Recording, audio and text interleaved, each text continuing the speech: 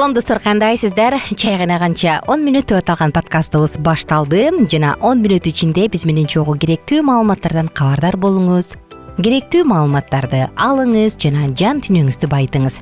А биз болсо ушул акыркы подкасттарда өзгөчө жашыруун эркектерге аялдар тууралуу деп аталган китептен сонун маалыматтарды карап жатабыз. Мына ошондуктан мырзалар, аялыңызды, түбөлүк өмүрлүк жарыңызды жакшылап тааныңыз келсе, анда биздин подкасттардын ар бирин калтырбай угууну сунуштайбыз. Бүгүн болсо аял заты эмне үчүн артынан түшүп көңүл бурушун каалайт? Мына ошол жөнүндө сөз кылганбыз. Бир аз эске сала кетсем, мурунку подкастта биз мен сени сүйөм деп артынан чуркап жүрүп алып, анан алгандан кийин баягы таз кейпине түшкөн мырзалар жөнүндө сөз кылганбыз. Ошондой бир мырзалардын биринин аялы депрессияга жакындап калган экен. Кандай уланталы? Албетте баягы аялына жеткенден кийин, үйлөнгөндөн кийин жумушка, башка нерселерге көңүл бура баштаган эркек бизге маалым, мырзаларга. Мындай артынан жүрүүлөр үйлөнүп, никеде жашап жатканда эмес, жолугушуп жүргөн убакытта гана орундуу деп ойлойбуз. Көпчүлүк мырзалар ушундай ойлошот экен, бирок аялдар башкача ойлошот. Алар үчүн өздөрүнүн күчтүү жана терең сүйгөн адамы менен жакын мамиледе болгон учурдан өткөн эң сонун нерсе жок. Алар никедеги мамиле ушундай учурлардан түзүлүүгө тийиш деп ойлошот. Ошондуктан алар эркектин көңүл буруусуна ушунчалык муктаж болот дагы, ар бир көңүл күнү ал көңүл бурууга татыктуу болуш үчүн аракеттенет. Ошондой эле кээ бир аялдар өздөрүнүн изине түшүүнүн объектиси болсом деген каалоосун эркектин аялга сексуалдык жактан жагымдуу болсом деген муктаждыгы менен салыштырышат экен. Кызык, Эгерде бул мынчалык маанилүү болсо, аялы бар, акылдуу эркек эмне кылышы керек? Жооп жөнөкөй. Тандаган жарыңызга көңүл буруп, жагымдуу мамиле кылууну улантышыңыз керек. Алгач таанышканда экөөңөрдүн жолугушууңардын учурунда кандай сапатыңыз үчүн ал сизге тартылгандыгын өзүнөн сураңыз. Аялыңыздын жүрөгүн багынткан кезде кандай болсоңуз, ошондой болууну унутпаңыз. Балким силер узак сааттар бою бирге убакыт өткөрчүсүңөр. Силер бири-бириңерди укчусуңар. Силер кылыктанчусуңар. Бир күндө нече электрондук каттарды бири-бириңерге жазчусуңар. Силер чогуу кыялданчусуңар. Сүйлөшүп жүргөндө сиз экөөбүзгө бирге болуу кандай жакшы. Мен сенсиз өзүмдү элестете албайм. Экөөбүздү Кудай кошконуна абдан ыраазымын.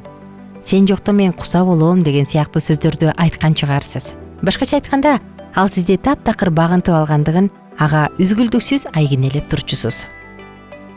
Сиз никеде жашап жаткандын кылыктануусу кандай болууга тийиш деп сураганы турасыз да, туурабы?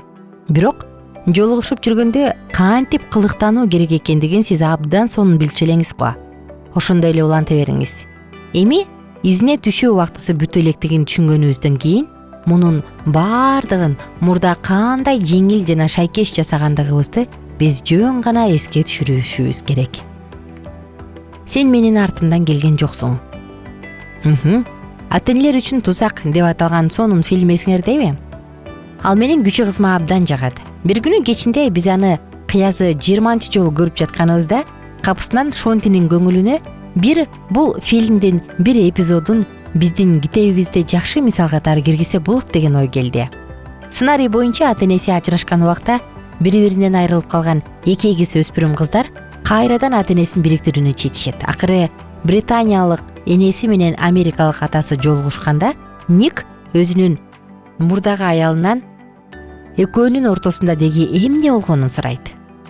Ник: бардыгы абдан тез болуп өттү. Сен 1 саатта буюндарыңды чогулттуң да кетип калдың. Эмне үчүн? Элизабет: Ник, экөөбүз жаш элек. Ар бирибиздин мүнөздөрүбүз дагы жакшы эмес болчу. Бири-бирибизге орунсуз сөздөрдү айтып салдык. Ошондуктан мен буюндарымды чогулттум да биринчи боингге отурдум. Ал эми сен менин артымдан келген жоксуң. Оор жымжырттык. Ник: мен муну жасашым керек экендигин билген эмесмин.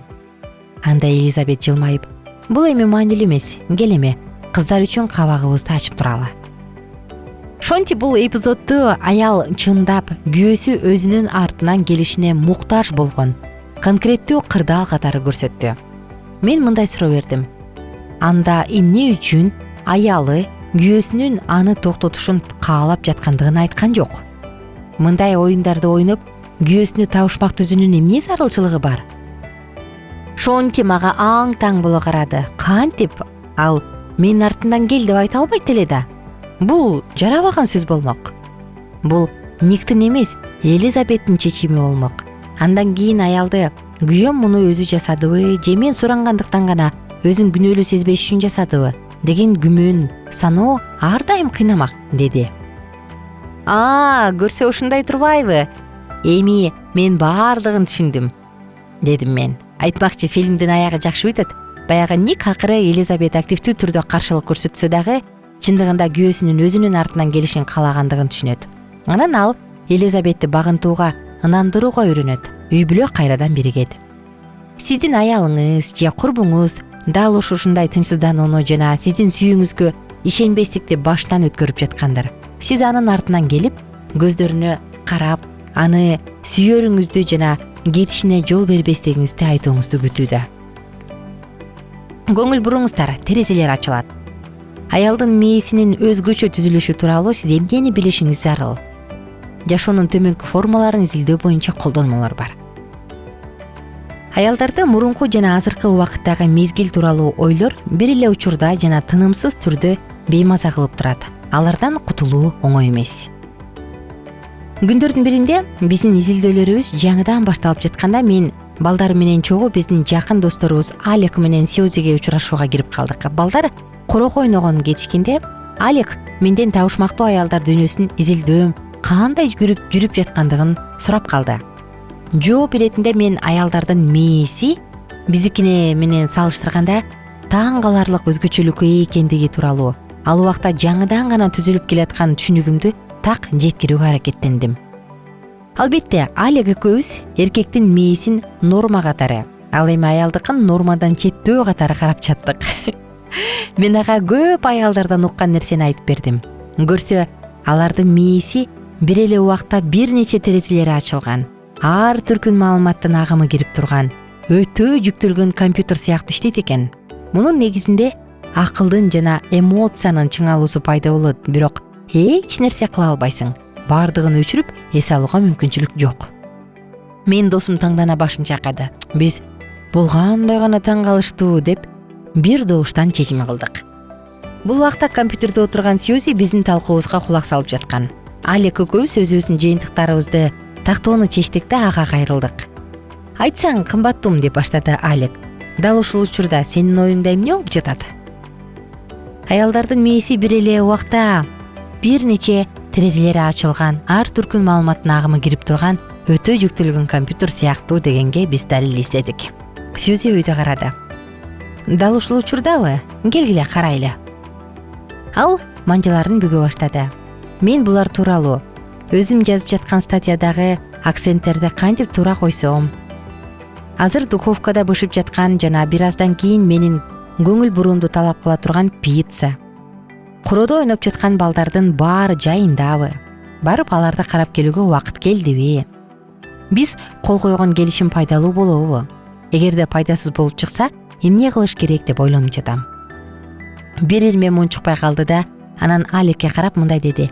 Эгер чындап эле бул сени кызыктырып жатса, дагы бар. Экөөбүздүн ортобузда болгон эртең мененки чатак мени бушайман кылып жатат. Сени тынчтанды бекен деп тынымсыз ойлонуудамын. Таң калгандан Алек экөөбүз даалдырап туруп калдык. Бул дагы эле бардык эмес, деди ал. Улантышымды каалайсыңарбы? Жооп иретинде Алек биздин ар бирибиз айта турган сөздү айтты. Сенин башың ушулардын бардыгына толуп турса, кантип сен бир нерсе жасай аласың? Анан мындай деген жүйөлүү суроо берди. Сенин көңүлүңдү бир жерге топтоого тоскоолдук кылып жаткан ашыкча ойлорду токтотсоң болбойбу? Кызык достор. Биз болсо андан ары кийинки подкастты улантабыз, ошондуктан алыстабаңыздар жана саатыбыздын соңунда барыңыздарды Алкитап Чекит медиа сайтына катталууга чакырам. Бар болуңуздар, аман болуңуздар. Биздин сабактар менен кененирээк Алкитап Чекит медиа сайтынан таанышыңыз.